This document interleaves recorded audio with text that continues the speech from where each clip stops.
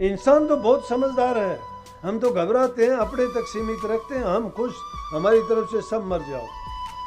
अरे तुम खुश अगर रहना चाहते हो तो दूसरे को खुश करके दिखाओ। वो खुशी तुम्हें वो इंसान नहीं देगा, परमात्मा देगा। परमात्मा कैसे किसको देता है?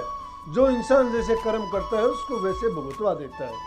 बुरा करने वाले को बुरा और अच्छा करने वाले को अच्छा। परमात्मा बीच में नहीं है कुछ भी।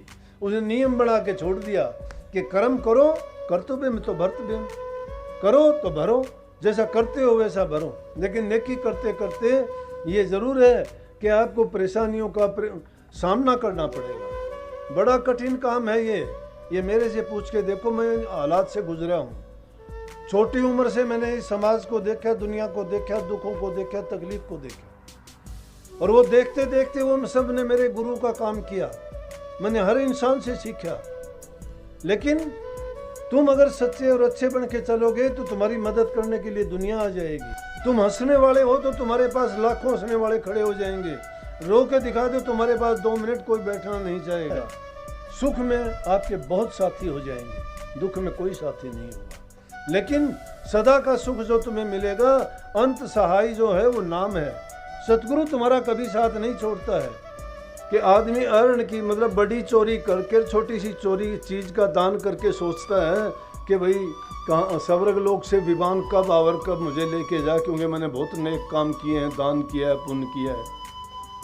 तो वो हालत हो जाती है। ये ज़्यादा पैसे वाले सोचते हैं कि मैंने इतने में से बहुत दान पुण्य कर दिया कि पता नहीं इसका मुझे क्या फल मिलेगा। सुख और आनंद हम भोगते हैं तो हमारा किया हुआ भी कोई भोगेगा। प्रकृति का नियम है कि जो इंसान जैसा करता है उसका परिणाम उसको वैसा मिलता ही है।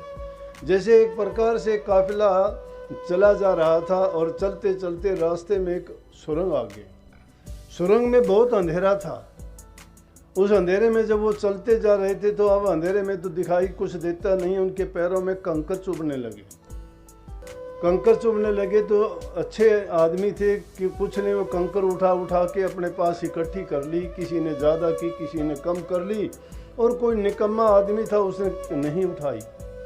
जब वो सुरंग से चलते चलते बाहर निकल गए, क्योंकि अंधेरे में उनको पता तो था ही नहीं, वो तो उनको कंकर और पत्थर समझ के जिनको इकट्ठा करके आए, बाहर आके देखते हैं तो वो हीरे निकले। अब जिनने थोड़े किए थे वो पछताए कि हमने ज़्यादा क्यों नहीं किए, और जिन्होंने कुछ भी नहीं किए वो ये पछताए कि हमने क्यों नहीं किए। जिसने ज़्यादा किए थे उन्होंने सोचा हमने और ज़्यादा क्यों नहीं किए। कहने का मतलब है ये ज़िंदगी एक ऐसी अंधेरी सुरंग की माफिक है जिसमें हम चले जा रहे हैं।